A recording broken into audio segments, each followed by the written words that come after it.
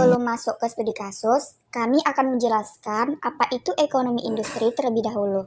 Nah, ekonomi industri adalah ilmu ekonomi yang mempelajari aspek ekonomi dari industri, yaitu aspek pasar dan perusahaan. Tujuan dari ekonomi industri yaitu menerangkan cara-cara perkembangan dalam sektor ekonomi.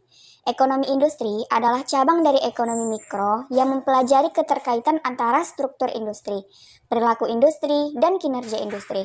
Ilmu ini membantu menjelaskan mengapa pasar perlu diorganisir dan bagaimana pengorganisasiannya mempengaruhi cara kerja pasar industri. Selanjutnya, kita masuk ke pembahasan studi kasus seputar ekonomi industri. Untuk studi kasus yang pertama, yaitu mengenai 100.000 pekerja industri baja terancam PHK massal. Industri baja dalam negeri terus dibanjiri baja impor dari Cina. Hal itu membuat pekerja di dalamnya terancam pemutusan hubungan kerja atau PHK dikarenakan tempatnya bekerja terancam gulung tikar akibat kalah saing. Presiden Konfederasi Serikat Pekerja Indonesia atau KSPI, Said Iqbal mengatakan, karena produksi baja dalam negeri terus menurun, hal itu membuat 100.000 pekerja di industri merasa terancam karena mereka semakin menderita di tengah pandemi COVID-19.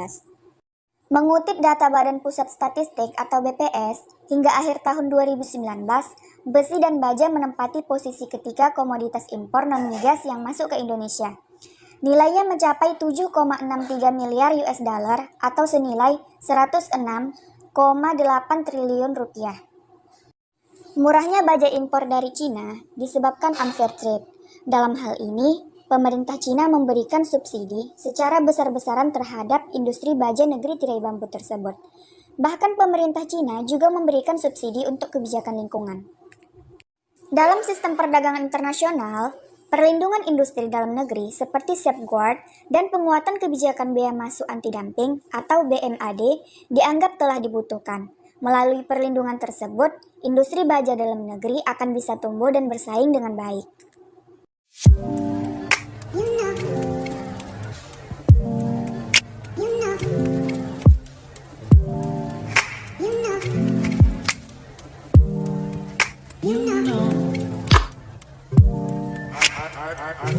I begin to